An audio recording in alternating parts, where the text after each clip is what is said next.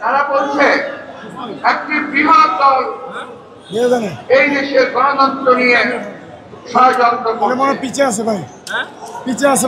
আমি তার ব্যাপারে বলতে চাই, এই আপনারা যারা এই কথা বলছেন, আপনার দেশের স্বাধীনতা সার্বভৌমত্ব নিয়ে ষড়যন্ত্র করছেন।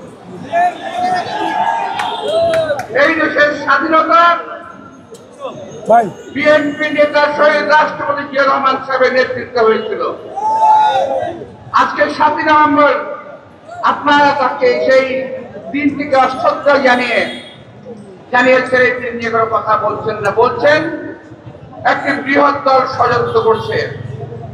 বিএনপির ষড়যন্ত্রের কোন ইতিহাস নাই, পেছনের দরজা দিয়ে ক্ষমতায় যাওয়ার কোন ইতিহাস নাই।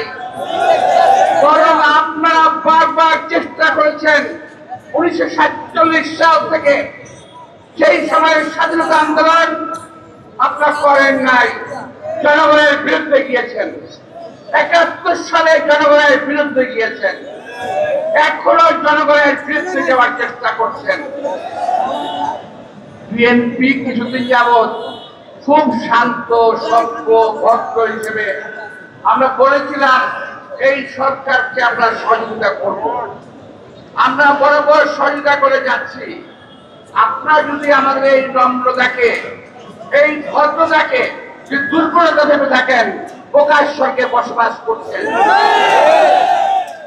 বিএনপি যদি মাঠে নামে, আপনাদেরকে ট্যাবলেট খাওয়ার জন্য খুঁজে পাওয়া যাবে না। আমরা বলে দিচ্ছি, আমরা হুঁশিয়ার করে দিচ্ছি, ষড়যন্ত্র থেকে সাবধান থাকেন। সনদ নিয়ে কি হয়েছে এ বিষয়ে আমাদের নেতা মির্জা ফখরুল ইসলাম সাহেব বলবেন। আমি বললে সময় নষ্ট হবে, আমি বলতে চাই না। অনেকে লম্বা লম্বা কথা বলছে সনদ নিয়ে, আমরা বারবার এটাকে মানতে চেয়েছি, কিন্তু আপনারা একটা না একটা খুদ ধরছেন এবং এটাকে নষ্ট করার চেষ্টা করছেন। এই সমস্ত অপকর্ম বাদ দেন।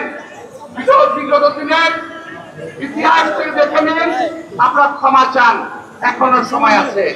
জাতিকে আর বিভ্রান্ত করার চেষ্টা করবেন না। আপনাদের সবাইকে আন্তরিক ধন্যবাদ এবং শুভেচ্ছা জানিয়ে